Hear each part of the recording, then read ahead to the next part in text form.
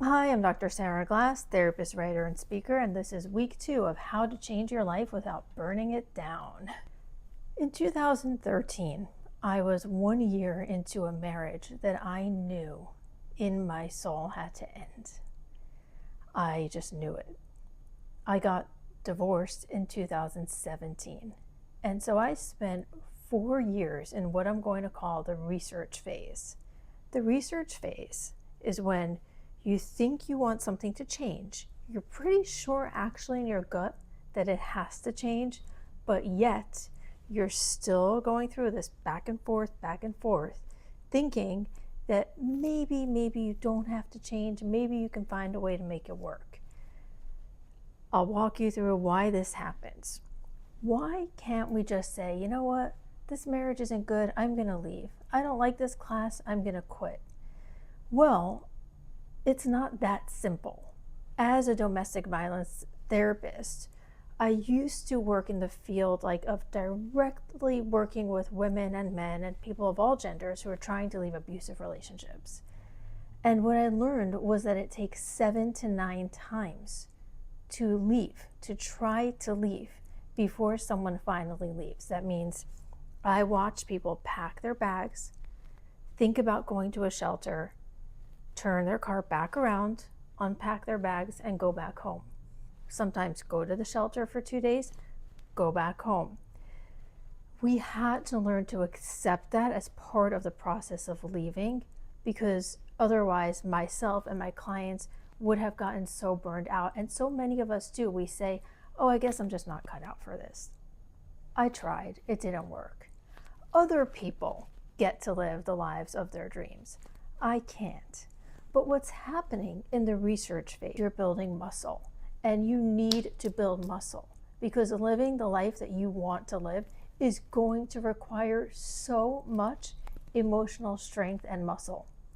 Martha Beck, who left Mormonism and wrote amazing books you should check out called Expecting Adam and Leaving the Saints, she wrote a book called The 4-Day Win. She is a Harvard-educated life coach. And her first example in chapter 1 is about saying, I'm going to go on a diet. It starts tomorrow. Our body is neurobiologically wired to drive immediately to the donut shop and eat every single donut in the box. Immediately to the ice cream section of the store. Because your brain is like, oh my God, she's starting a diet. I better fill up right now. I'm going to starve. I don't know what's going to happen. And even though you know that in your head, you're still planning to eat like vegetables and tuna on your diet, your brain thinks you're about to starve. And so it goes right back. And so this happens to me and so many people when we're thinking of leaving even more serious situations. Like when I thought about leaving my marriage, I was like, I'm not ready to be single. I have children. I don't know if I'm cut out for this. This is going to harm my career. And so what I did was, within 30 seconds of having the realization that I probably couldn't live in that marriage, I turned around and probably hugged my husband at the time and made dinner and acted like everything was fine.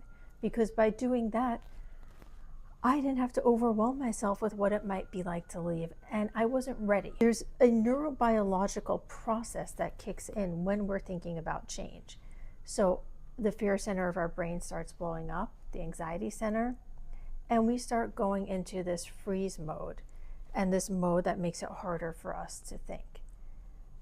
It's okay, because guess what? Our brains have so much neuroplasticity that if you're sitting here today and the only thing you've done is think about changing, just think about it, you're creating tiny little new neural pathways toward your eventual goal of shifting. So it's not your fault if it's hard to think about this. And the fact that you're starting to think about it is already more than you even know. It's also really hard to leave situations because if you're in an abusive marriage, relationship, high control religion, things like that keep you very busy. They keep you full-time occupied with trying not to make the leader, the perceived God, the person you're with, angry. And you spend so much time on that it's hard to turn around and spend time on what you want to spend time on, your actually, like, in some ways, intentionally manipulated to not have the brain space with which to think about leaving. Now, while you're in the research phase, here are some things you can do that will help you just like start to build that muscle strength. Number one, and very important, cannot be overstated, start financial planning. I took a survey on Instagram the other day and said, what is the thing that holds you back from changing your life the most? And so many people said, I'm worried about finances. This is the time for you to really get in control of your finances. Stop ignoring them. I know you want to not think about it. You'd rather sometimes do anything than look at the numbers. Look at your bank account. Look at what you would need to do to earn the amount you need to live the life you want to live. I know that's hard. It's easy for me to sit here and say that, but I'm saying this to you as someone who's done it.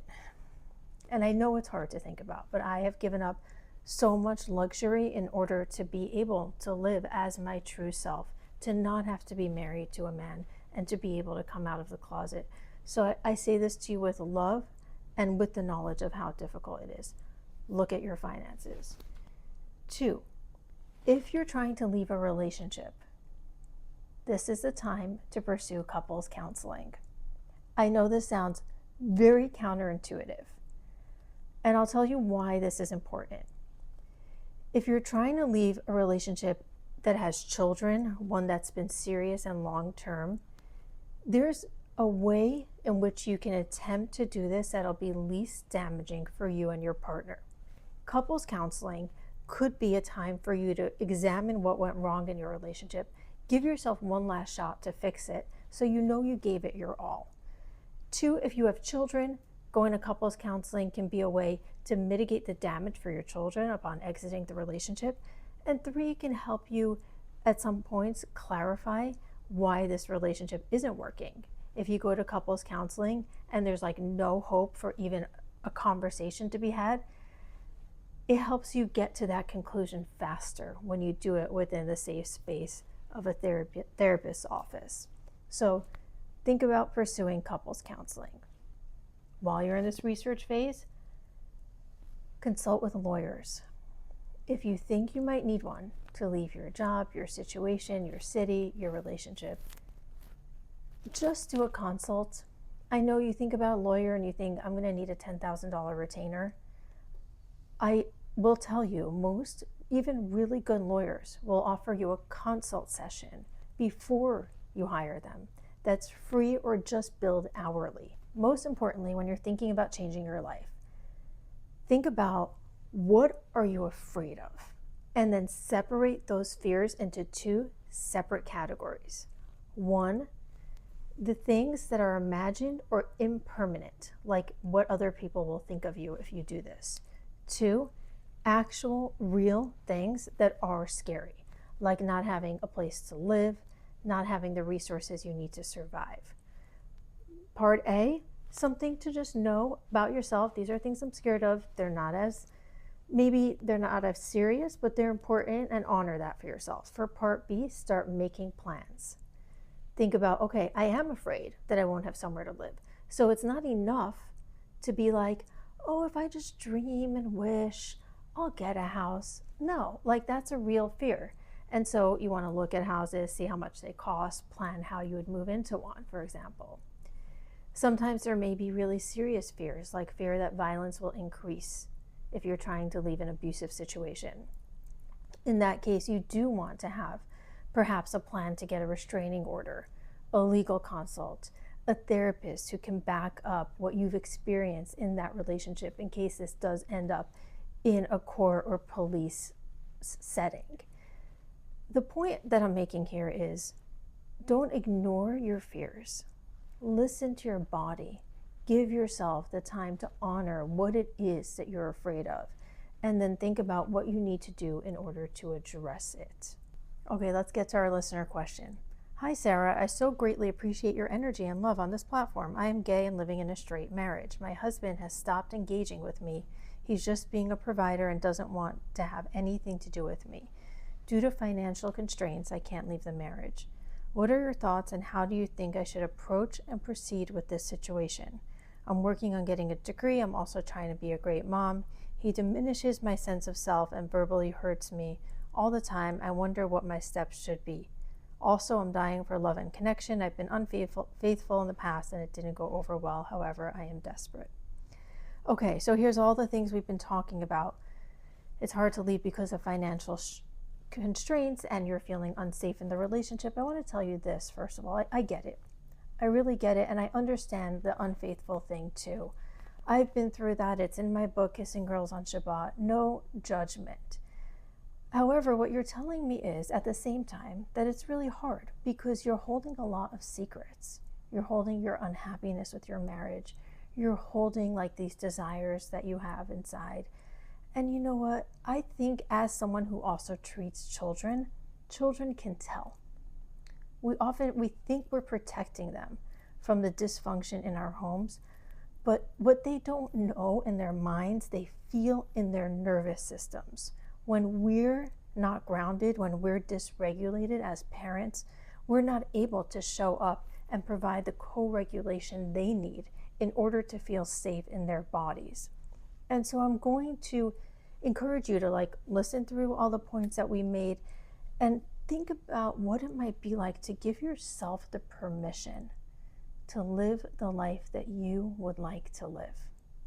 Think about it for just one moment today. By doing that, you've already taken your first step. You're already starting to train your brain to imagine something different and give yourself the time and space to go through the process of imagining change, thinking about why that won't work, strategizing how to do it differently, taking one small step, stepping backward, thinking about how to do that differently. It's a process, but you've already begun it by reaching out to me.